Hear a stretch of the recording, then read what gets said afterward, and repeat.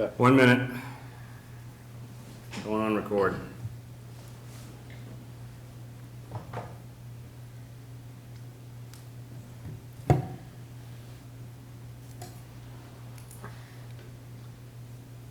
It's 7 p.m. I'd like to call the Budget Review Committee to order. It's Tuesday, June 4th, 2024. We're in the Aldermanic Chamber. Would the clerk please call the roll? Alderman Richard A. Dowd, A. Dowd, Chairman. Present. Alderman at Large Michael B. O'Brien, Vice Chair. Alderman at Large Lori Wilshire. Here. Alderwoman at Large Shoshana Kelly. I'm here.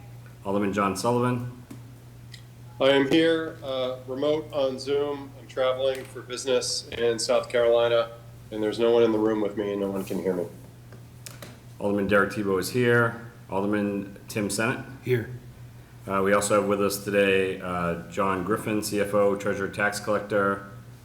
And so we have a total of 6 present and 1 absent. We have quorum. First item on the agenda is public comment. Is there anybody who wish to speak in public comment? Seeing none. Without objection, I'd like to suspend the rules to allow for communications received after the agenda was prepared. From John Griffin, CFO, Treasurer, Tax Collector, regarding information supporting the calculation of the spending cap and the $4,050,845 amount that the FY 2025 proposed budget is under the spending cap. Also from Bobby Bagley, Public Health and Community Services Director, list of staff of the Community Health Department and Community Services Department. From Liz Hannum, Economic Development Director, follow-up response on clarifying changes in staffing. From Nick Miservich, CIO, regarding response to questions asked at FY 25 budget hearing. From Steve Bolton, Corporation Counsel, and John Griffin, CFO, Treasurer, Tax Collector, regarding question of Alderman Jetty relative to unexpended bond proceeds. And from Dan Donovan, COO, Nashua School District, regarding responses to questions asked at FY 25 school budget hearing. There being no objection, I'll accept the communications and place them on file. Unfinished business? None. New business resolutions? None. New business ordinances? None. Tabled in committee. I'd like to make a motion to remove from the table R-24-057 by roll call. The motion on the floor is to remove R-24-057 by roll call. Would you please call the roll? Alderman Tim Senate. Yes. Alderman Derek Tebow says yes. Alderman John Sullivan. Yes. Alderwoman at Large Shoshana Kelly. Yes. Alderman at Large Lori Wilshire. Yes. And Alderman Richard A. Dowd. Yes. It's unanimous. Okay.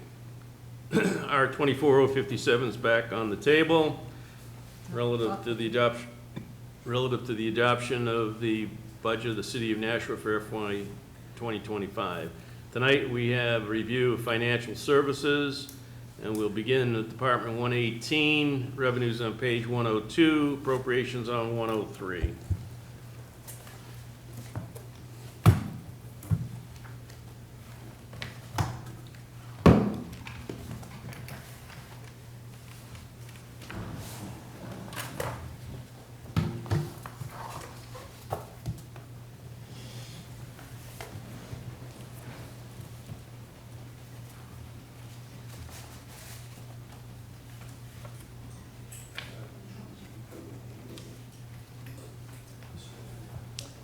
Mr. Griffin, you going to give us an overview?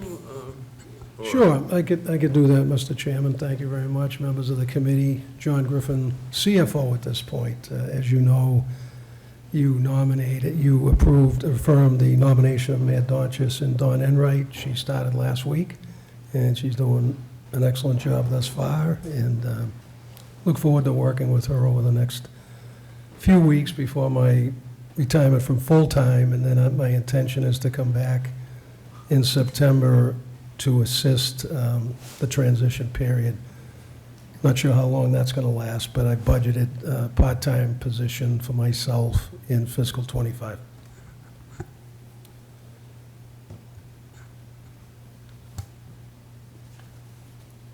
Maybe if I could explain the staffing, Mr. Chairman? So for fiscal '25, we made a couple of budgetary changes. The first one was my position as CFO becoming a part-time position. I'm a member of the GFOA, which is the National Association of Government Finance Officials, and they actually had a spotlight on the lack of folks replacing people like me. It's a major situation. I know we always talk about fire and police, but there's really not enough folks coming up through the ranks to replace CFO of the city, chief operating officer of the school district, so forth and so on. So I wanted to call that to your attention because that's part of the reason why I want to come back and help out on a part-time basis. The other thing I've done in the financial services division is I've suggested to the mayor, Director of Administrative Services, Tim Cummings, and Megan Karen, Chief of Staff, that the city is really too large to have what I would call a part-time budget effort. So I put in this budget the seeking of a budget manager, which is customary in Manchester, Portsmouth, and the city of Concord. We have 2 positions vacant in our accounting department, one a senior accountant and one a regular accountant. The needs of that organization have certainly increased as the city has grown, both in size and magnitude of projects. And I am happy to report that the current senior accountant, Lisa Carl, was promoted to the accounting manager position. So essentially, we have 23.06 FTEs with 2 vacancies. Last year, as you may recall, we had a position entitled Treasury Management Officer. We have not put that in the budget this year. The position still exists, but it's not funded, as well as a Treasury Support Specialist. I can, at this point, Mr. Chairman, go to page 102, unless there's any questions. 102 is the revenues for a department we affectionately call Other General Government, which is a catch-all for certain items. Key items in this particular area are the $900,000 for the franchise fees for cable TV. That's the amount that goes to the benefit of the taxpayers as revenue. Looking down the list, the other items I'd like to call your attention to is the distributions from 201 Main Street Realty Corp. We are still working on the audit of the NPAC Corporation, and once that is approved, we'll be able to get what's referred to as distributions from monies that we've paid and appropriated back to the city. I'm optimistic that we'll get those monies in time to recognize them as fiscal '24 revenue. That's about it for that, unless folks have questions. Any questions on revenues? Seeing I had a none. question, sorry. Oh, I John? can't find my hand. Alderman Sullivan. I don't want to jump ahead, but just going to the revenue on the general fund for property taxes, that is registered as a 0, and I was wondering if you could help explain why that is. Certainly, Alderman Sullivan, I will get to that, if you don't mind, after I go through the appropriations for the Other General Government Department. Okay. So, on page 103, there's very few appropriations, but they're very important. The city pays annual rent for the Nashua Center for the Arts. That's $500,000 in rent. And then there's what's called supplemental rent, which is the property taxes assessed and levied on the building itself. So that, I estimated at $200,000. So the sum of those appropriations is $700,000. Also, in the agreements that the city has, we lease the equipment that was placed inside the Center for the Arts, and that annual lease payment is $165,000. So the sum of the appropriations for this area is $865,000. Okay. Any questions on that? Seeing none? Okay. Financial Services Division, Department 126 on page 105. Certainly, Mr. Chairman. As Alderman Sullivan asked, how come the city does not budget property taxes as in the mayor's proposed line item? It's interesting. This is my 14th year, and we've never budgeted as part of the budget property taxes. We do, however, once the tax rate is set and the estimated collections are sent out to the taxpayers, we populate, and we will populate next year fiscal '24, which fiscal '25 available budget.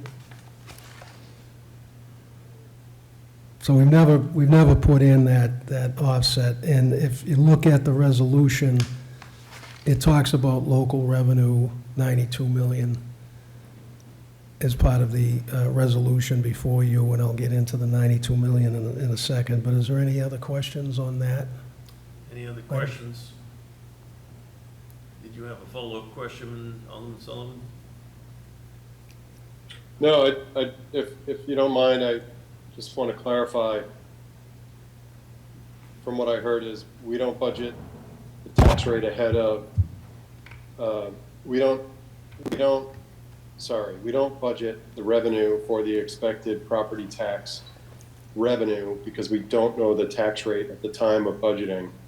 And that obviously would be a false number should we jump ahead and just assume things. That's correct. Okay. With regard to page 105, key items here are motor vehicle permit fees. We've budgeted initially 11 million, we dropped that down to 8 million. That is going to be a significant source of revenue surplus as we close out fiscal '24. As you recall, we typically typically fund an amount to buy down the tax rate, and this is a major contributor to that particular effort. If we look further down, we've got rooms and meals tax, Before which we is... go down, so. Oh, go ahead, yeah. We budgeted 8. We believed we were going to get 11. And as of 3/31, we had 11,383,180. Do we have any idea where we're at that number now, or? That number's going to be close to, Mr. Chairman, about 14 million. So if we take the 14 million and subtract the 8 million, we'll have a healthy amount of surplus revenue. Okay. To do a few things. One is to grow the unassigned fund balance, to possibly grow the assigned fund balance, and also put forth an amount to buy down the tax rate through the use of fund balance Okay. against the tax rate. Okay. The other large item in this category is the rooms and meals tax, which was increased a few years ago to the $8.5 million range, so we're confident that that number will sustain. And we've budgeted $8.6 million for that number. And then the last one that we've done fairly well with is our investments, typically CD investments for our excess cash, and this is typically referred to as interest income. Last year, we budgeted $500,000. We received over $4.3 million. So for next year, I'm not saying the rates come down much to the point where that 2% target is retained. So I put $2 million in here for a target of interest income next year, fiscal '25. Any questions on page 105? Alderman Tebow? Thank you, Mr. Chair. A small question compared to some of those numbers you were just talking about. Fish hatcheries, 30,000. Can you tell me what revenue, how we get that revenue? And is that something we get at the end of the year? Because it says 0 here so far. That, Mr. Chairman, if I may, that comes in annually at the end of the fiscal year. Perfect. Not sure exactly why we get that 30,000, but I know there's a fish place down at the, Off exit 5. exit 5, yeah, so. Awesome, thank you. But that should come in, thank you. Any other questions on page 105? Oh, Alderman Sullivan? Thank you. Could you please, if you're at liberty to say, are you able to, the pilot program, excuse me, of 1.1 million, are you able to say who pays that? I thought that it was Dartmouth, Hitchcock up on exit 8, but I don't know if it changes year to year, or who pays that? Alderman Sullivan, that is comprised of, I believe, 4 entities. One is the Dartmouth Hitchcock, the other is Southern New Hampshire, the other is the Hunt, not the Hunt building, the Hunt facility down off of Main Street, and then the final one is the National Housing Authority, very small amount, but those total to the monies that you see that we've collected to date. Thank you. You're welcome. Any other questions on 105? All right. You have letters for Departments 156 and 162 on the hydrants and the street lighting. So we'll move to Department 193, debt services on page 242. Mr. Chairman, if I may, I would like to speak briefly on the appropriations for the Financial Services Division on 106. Okay. So the appropriation summary indicates a relatively modest increase, and that's predominantly due to the combination of salaries and wages, full-time and part-time. I'm in that part-time category. And not a lot of changes on the other appropriations, although the detail is on page 107. So just for those that might not know, the amount of income that we received on bond premiums? Sure. When we sell bonds, typically in the fall, our bonds are attractive, so we get what's called bond premium. The winning bidder pays in excess of what we were looking for. So the bond premium is recognized, some of it, this isn't all of it, but some of it's recognized as income. We can take some as income. So this inures to the benefit of the taxpayer in the general fund. Thank you. Any other questions? All set. Mr. Griffin? Or is there anything else you want to? I think that's it at this point, unless there's other questions. Okay, so now we'll move on to appropriations on 242 for debt services.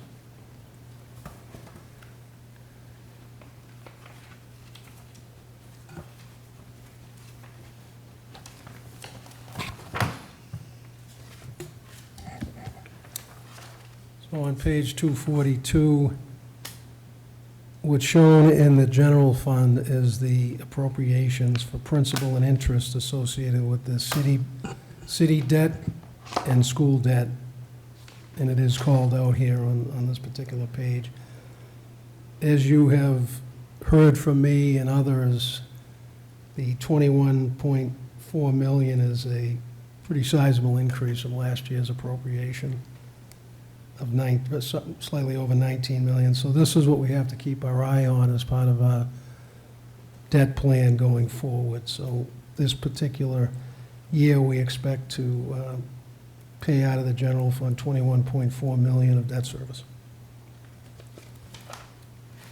Any questions on that?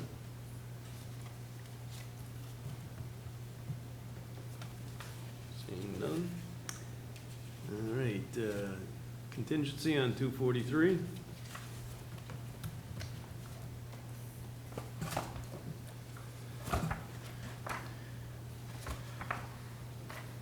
Contingency, Mr. Chairman, is a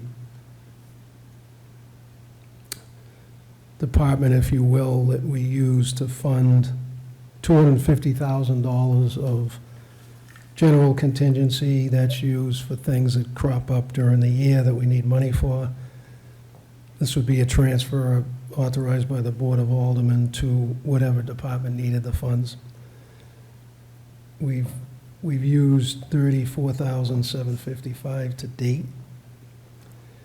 There's a contingency for police grants. This is a grant that the police get, and this is our match for that grant. Finally, what we do is if there's negotiations that are still taking place, contract is expired in fiscal '25, we put monies in here to pay for the contract when it is approved by the Board of Aldermen and the unions and so forth. So that number for this particular year is just under $260,000. Any questions on contingency? Seeing none, we'll move on to interfund transfers. Interfund transfers is on page 244. I'd like to call your attention to the transfer to solid waste. Similar to the tax discussion that we had previously, this is the amount that is transferred from the general fund in fiscal '24 to the solid waste fund to balance that particular budget. So as you can see, there's a pretty hefty amount that the general fund contributes to the solid waste fund. As we go down the list, in that available budget, you recall this year we transferred $4 million into the benefits fund that Administrative Services Director Cummings talked about last week. And I'd like to call your attention to the transfer to SURF. That was another fund that we wanted to make sure had money in it going into fiscal '25.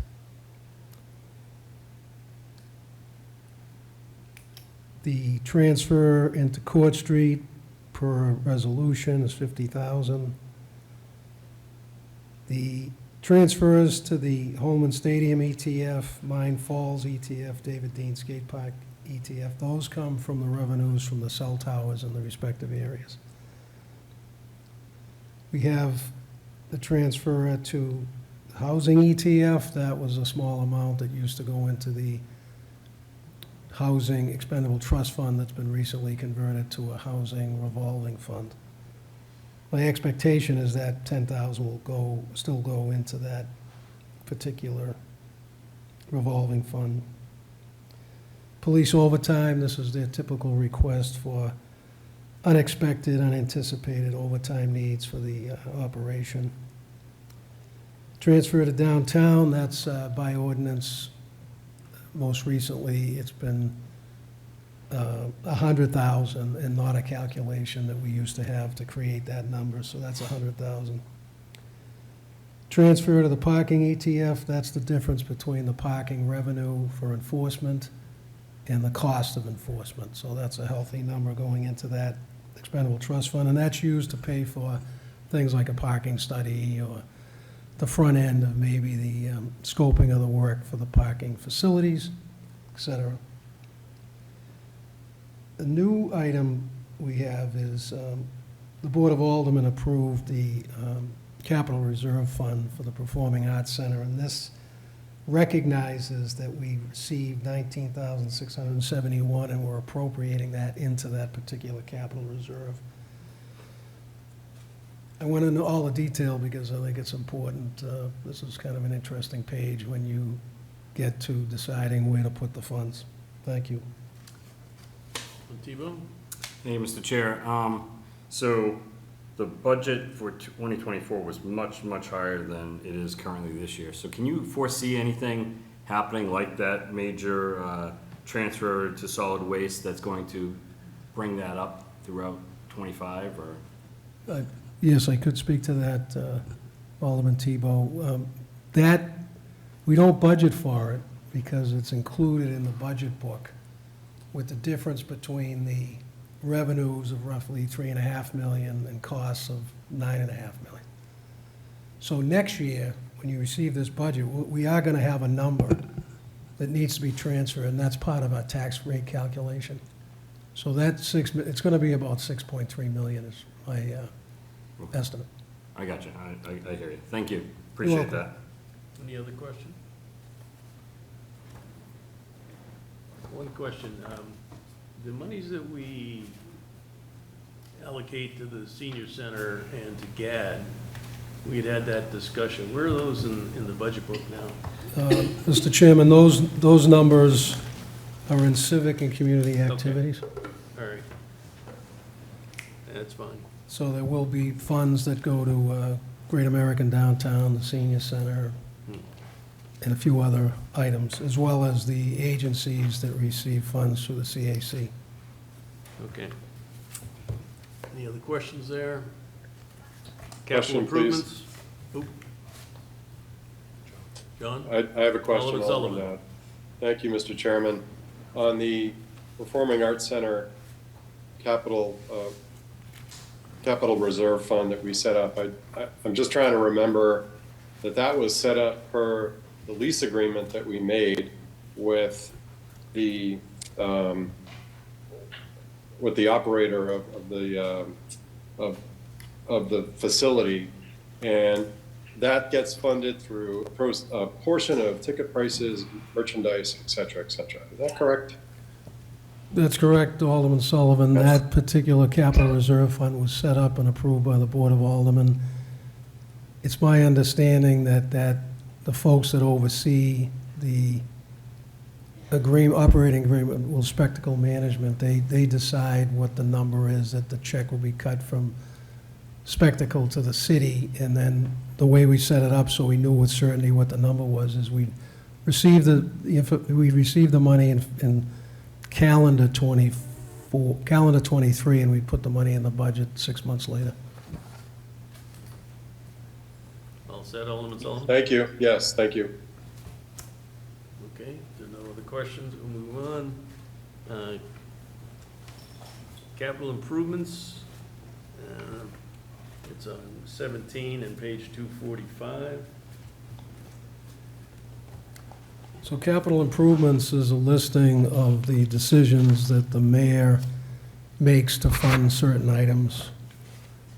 This particular year, you'll note that there's monies put aside for the elevator or elevators in City Hall, $200,000 much needed for citywide communications, uninterruptible power supplies, a few dollars allocated to deferred maintenance for fire and school.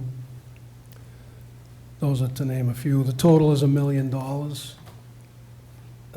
Through the discussions we've had with the ad hoc committee, I think it seems reasonable for that number to rise to maybe 3.5 million, where you can actually take care of things that don't end up becoming more costly than they otherwise would be. So the mayor, Director Cummings, the ad hoc committee, that might be an area that we should invest in.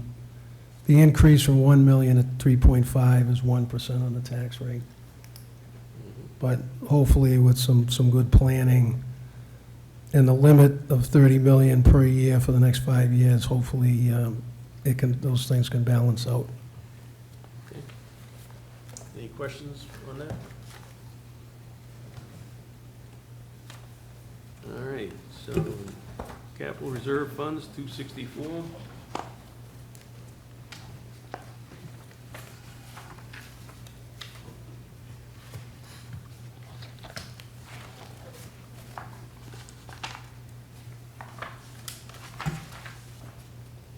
So before you, starting on page 264, is the listing of capital reserve funds or expendable trust funds for various reasons. It set out the name of the fund, the balance is $331.24, the purpose of the fund. Every one of these funds has a story. Either the city had run out of funds and thought it was wise to save a little bit of funds to snow and ice, city buildings, et cetera. And then the agent to expend, very important, as well as the resolution number, so they can all be researched.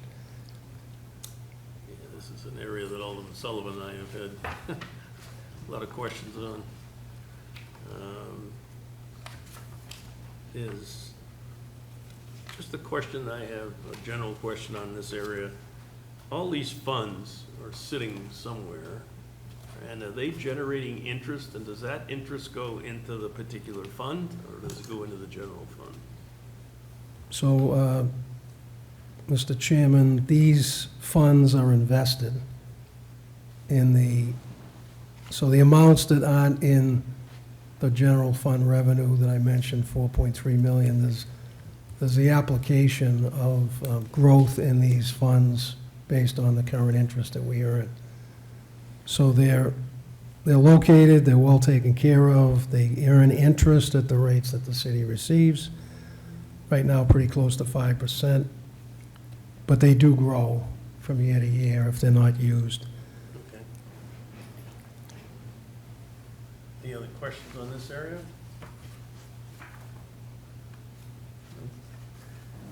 Okay, the last and final is SERP on page 262.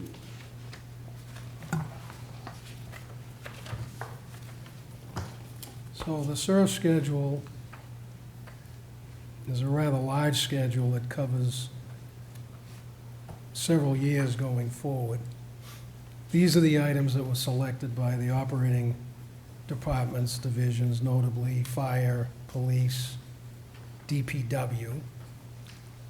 You'll notice that a few of the purchases per the SURF plan are going to be bonded, especially the large ticket items at the solid waste facility.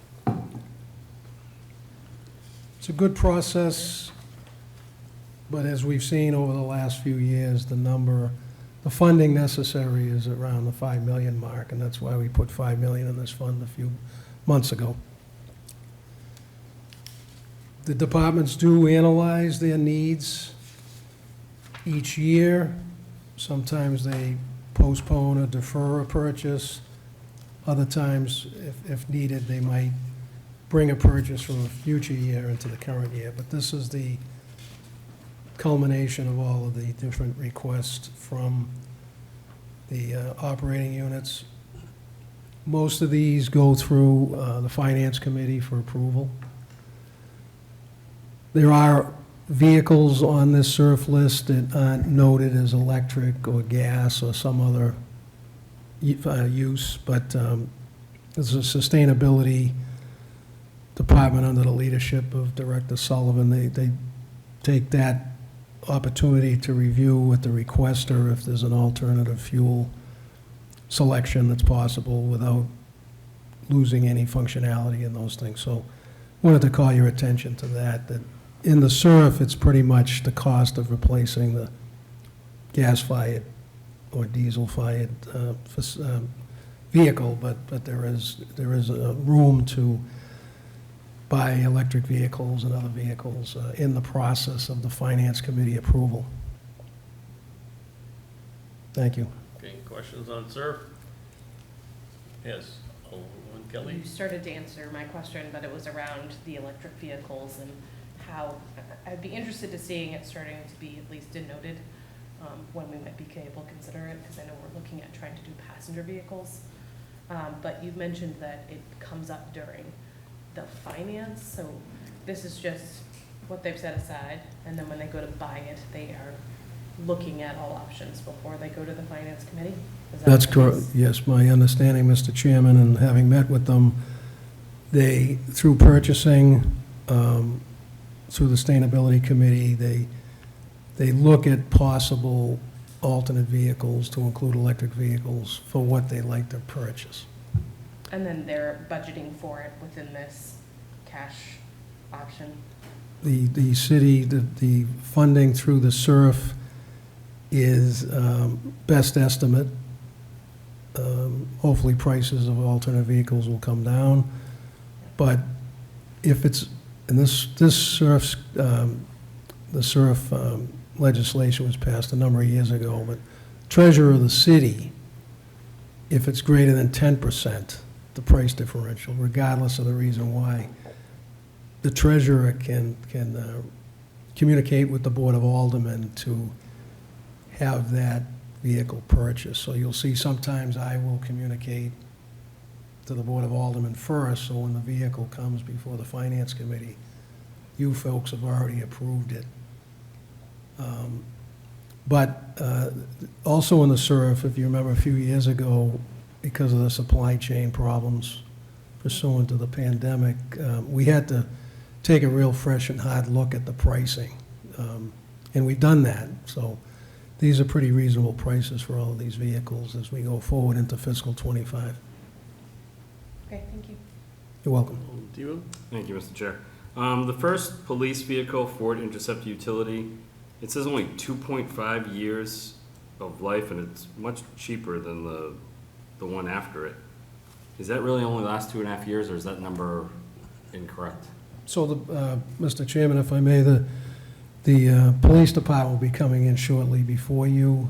It's my understanding, working with them through these number of years, is they don't want to use a vehicle more than 100,000 miles. Otherwise, they'll tell you that the costs associated with fixing the vehicle isn't worth keeping it. So it's a 2.5, meaning every 2.5 years, they'll be putting 100,000 miles on this particular vehicle. But they will have a much better explanation next week or the week after when they come in. Okay, great, thank you.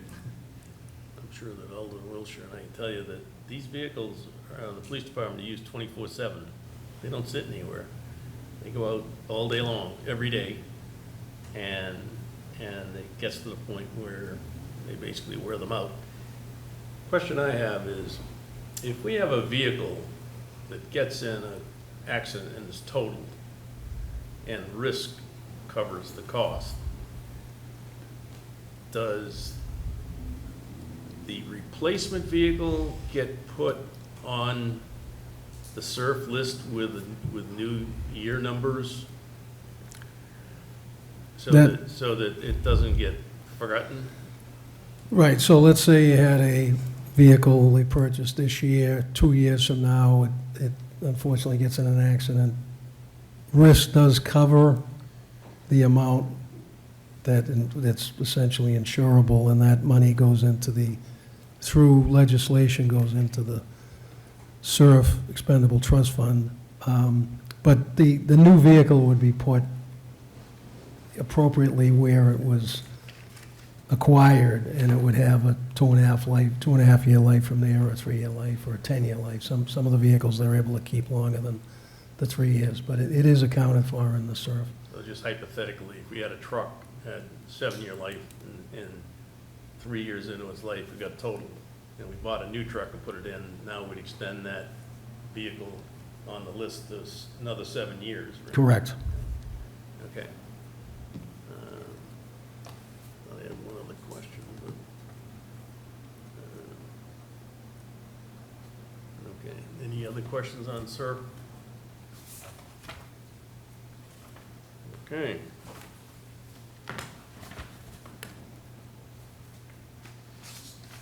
Any last minute questions for finance? If not, motion by Alderman Tebow. I'd like to make a motion to table R-24-057 by roll call. Will you please call the roll? Alderman Tim Senate. Yes. Alderman Derek Tebow says yes. Alderman John Sullivan. Yes. Alderwoman at Large Shoshana Kelly. Yes. Alderman at Large Lori Wilshire. Yes. Alderman Richard A. Dow. Yes. It's unanimous, 6-0. Okay, the budget is back on the table. Public comment?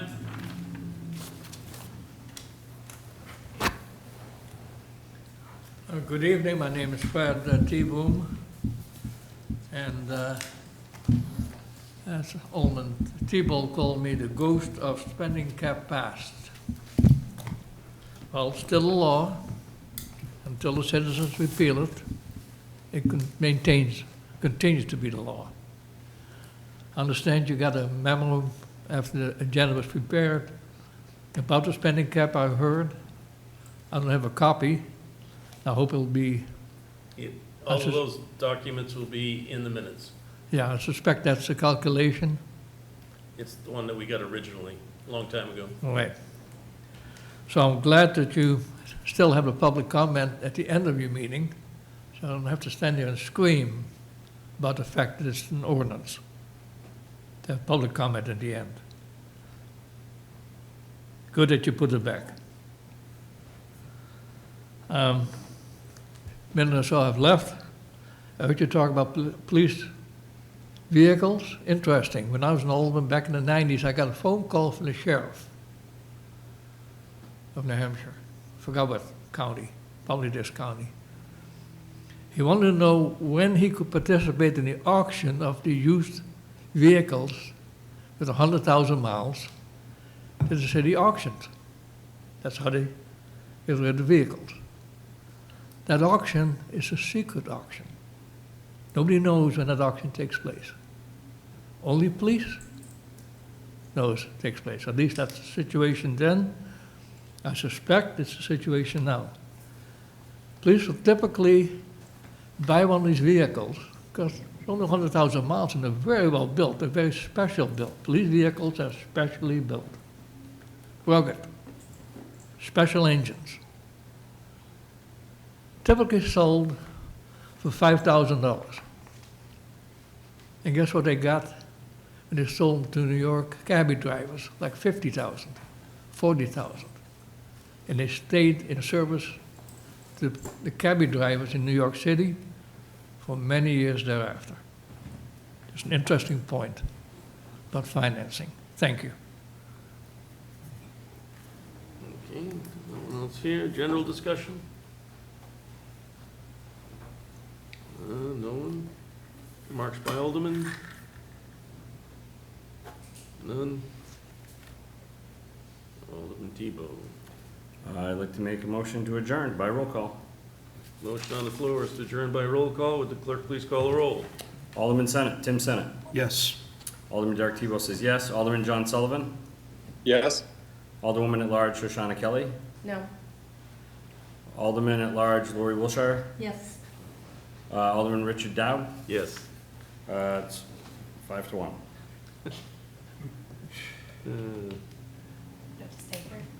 I figured John would be doing that. We're adjourned at 7:42 PM.